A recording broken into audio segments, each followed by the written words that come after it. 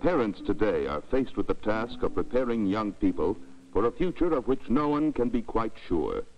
Thoughtful parents try to help their children develop sound personalities so they will adjust themselves easily to life. Take the Wilson family. Janet is 17. Tom is 14.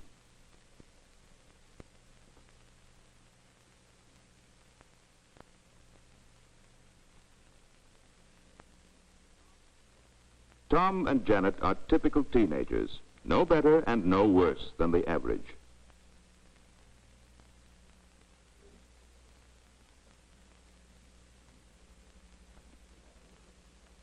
Adolescents can't be treated as children. Their needs are different. During childhood, certain needs were met in the home and in school. But as the child becomes a teenager, he's faced with a whole new set of problems which he has to work out for himself. There have been great physical changes to which he must adjust. His contact with the world outside has taken on a new aspect.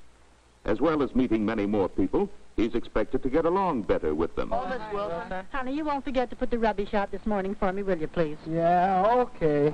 And there's a listing on the table. Will you just pick it up and stop at the grocer's on the way down? He no longer has the carefree and irresponsible attitude of a child towards his parents and friends. Mrs. Wilson can help Tom in the process of growing up if she realizes he has the same needs as the child for affection, care, and guidance. But the way in which these needs are met should change as the situation changes. First, there are certain basic physical needs. Boys and girls at this age should have plenty of fresh air. During these years of rapid growth, exercise is necessary for full development of bones, muscles, and nerves. Organized games meet this need, but they also provide much more than exercise.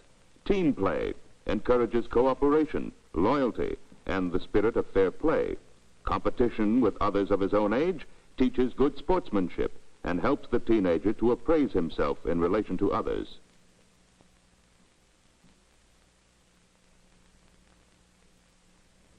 The teenager's food intake is tremendous. Mrs. Wilson knows that Tom and Janet eat all kinds of odd things between meals, but she takes care to see that at regular mealtimes, each day's menu provides a balanced diet.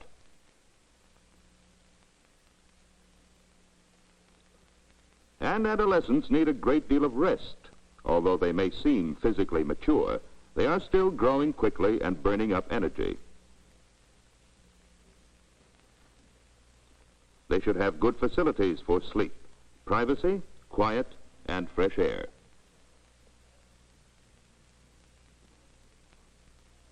Often they need guidance to make sure that they use these facilities to advantage by going to bed at an hour that will ensure sufficient sleep.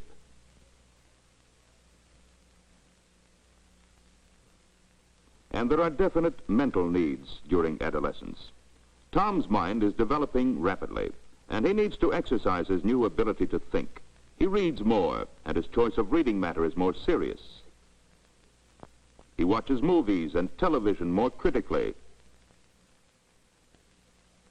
He has his own theories about how the characters should behave. Talks with his friends have become less aimless than they were in childhood.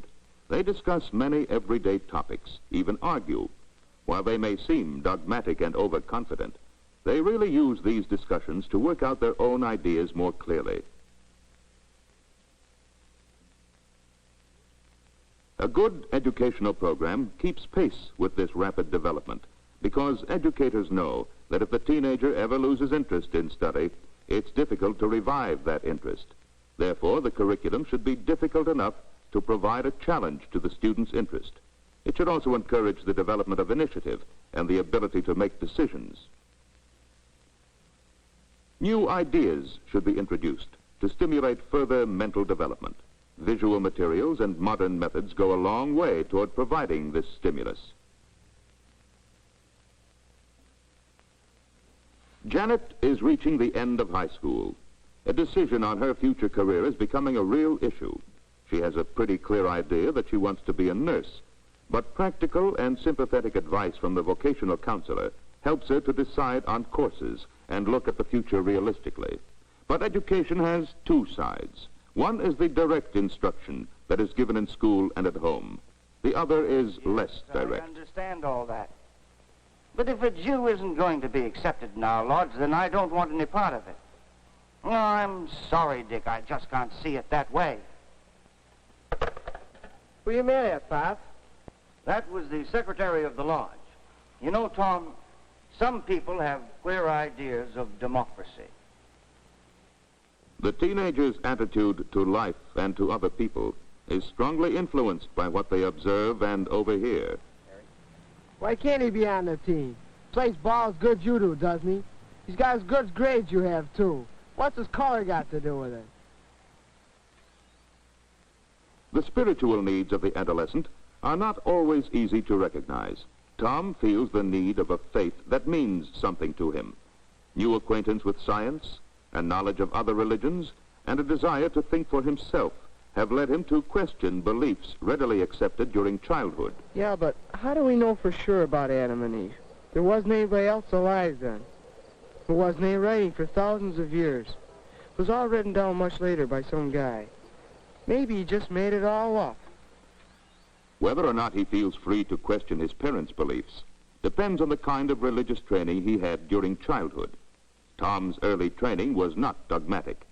Now his doubt is a result of conflict between childhood concepts of religion and his adolescent concepts of the world.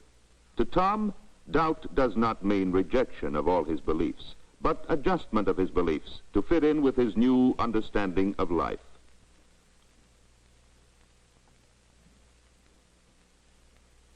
Discussion with other boys helps Tom in this adjustment, but in addition, he also needs sympathetic guidance from a religious advisor.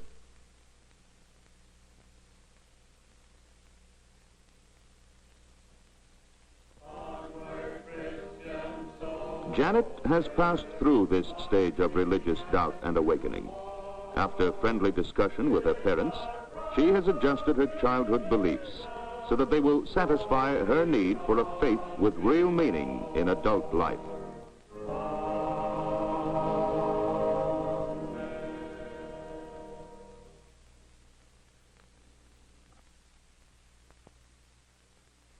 Then there are the social needs of the teenager.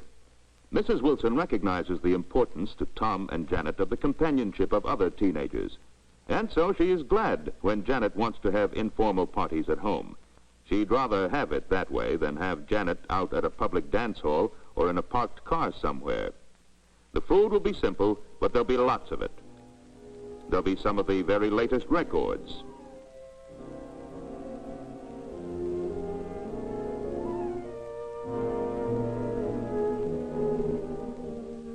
And enough room for dancing. There's room, too, for the inevitable horseplay, the silly games, and the enthusiastic community singing. And best of all, Mother and Dad are going to a movie.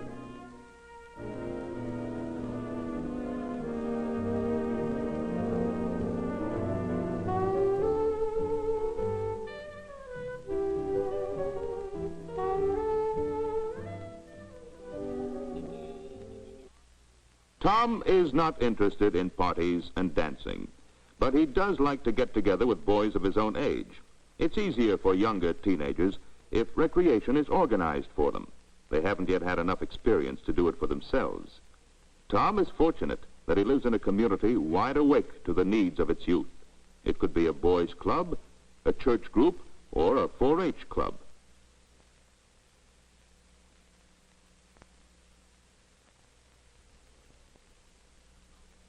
Tom enjoys getting together with a wider circle of friends, the feeling of belonging. And young adolescents have a real need to belong. Once they do belong, the group leader can provide guidance in cultivating useful interests and activities.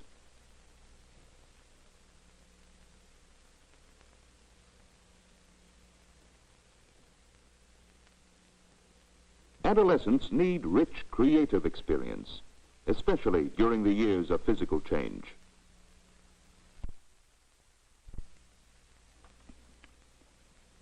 Besides belonging to the Scouts, Tom is a member of the school drama club. He feels too shy to act, But he likes working on the sets.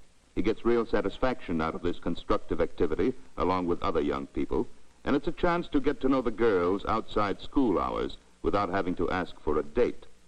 Besides meeting social and emotional needs of its members, the drama club has a great educational and cultural value. Janet, who enjoys organized recreation too, is chairman of the school dance committee. Older teenagers like to do their own organizing, and by setting up a committee and handling all the arrangements themselves, they not only make sure the party will be the way they want it, but they also gain valuable experience in cooperation and leadership. And they learn something about the responsibility of the leaders to the group and the group to the community.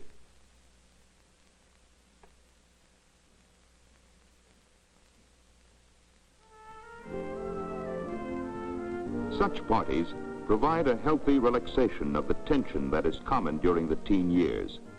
Dancing provides an easy way of getting to know members of the opposite sex and builds up self-confidence. Janet and her friends need to get together often. The boys need girls, and the girls need boys. And they need special pals within the crowd.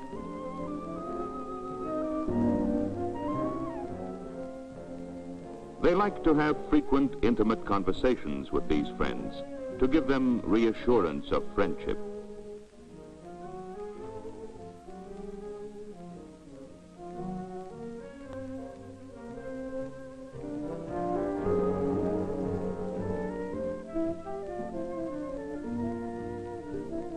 The approval of their own group, and especially of members of the opposite sex, is important to their self-esteem.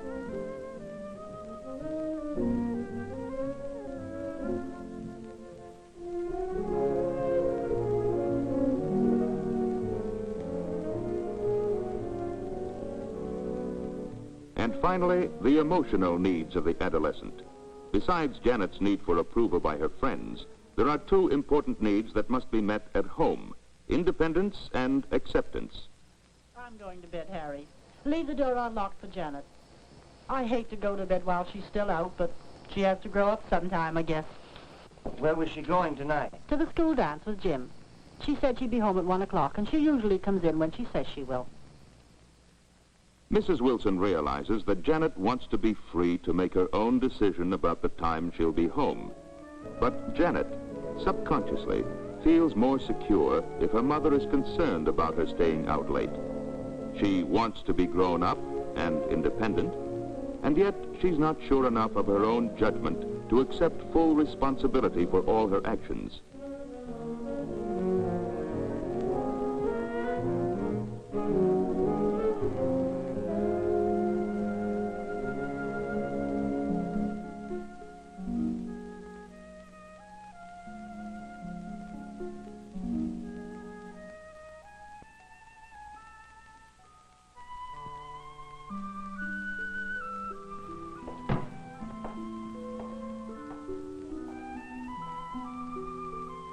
Mom, you awake? Yes, dear.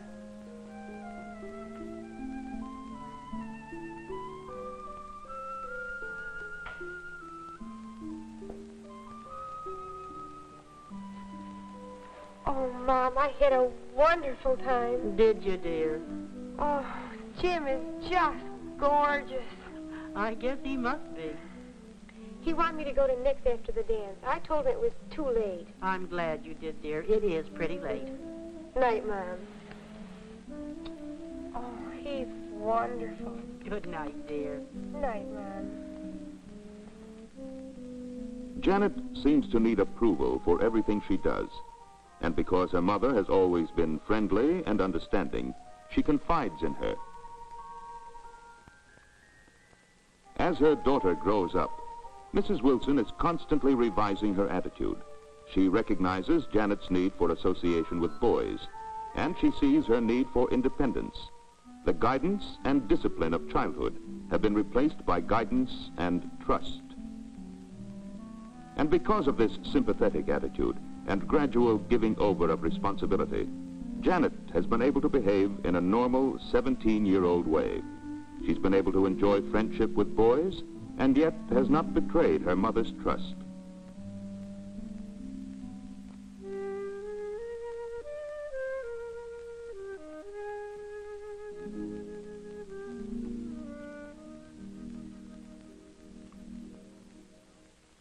Now, let's see again how the basic needs of adolescents are met. The teenager's life should be planned to meet all the requirements for good physical health.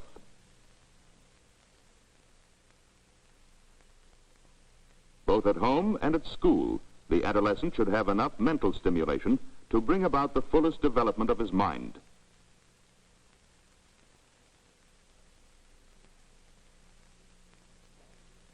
Teenagers should be encouraged to solve their religious doubts in a way that gives them a faith for life.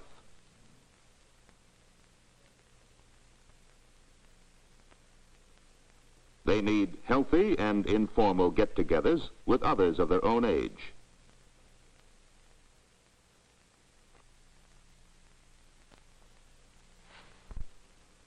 But perhaps the greatest emotional need of both Tom and Janet is the need for acceptance within the family group. Research has proved that the strongest influence for good in teenage behavior is still the home. Most parents and most teenagers are busy, but they do have some time together, and it's not the quantity of time together, but the quality that counts. Good morning. Good morning, Dad. Morning. Morning. Did you have a good time last night, Janet? Oh, I sure did. Oh, I sure did. Tom, your sister is under the influence of love this morning. Please be a little more sympathetic. Oh, that's me. Don't mind him, Jan. He'll learn. Home should be a place where you can say what you think, but it's taken good-naturedly.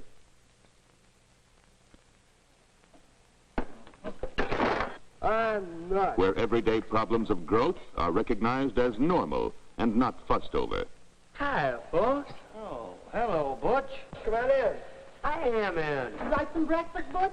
Thanks, Miss Wilson. I just had mine. Well, pull up a chair. Home should be a place where friends are welcome.